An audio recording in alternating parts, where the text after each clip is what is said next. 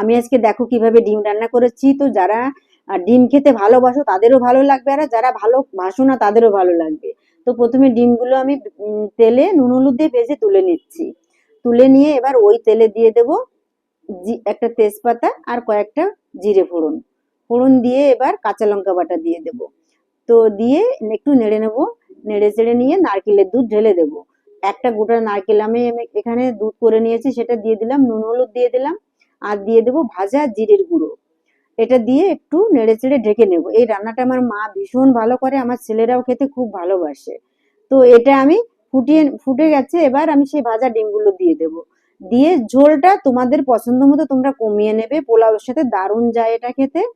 তো এটা আমি একটু গরম মশলার গুঁড়ো দিয়ে নামিয়ে নেব। আমি যেহেতু ভাতের সাথে খাবো একটু ঝোল ঝোল করেই রেখেছি আমি।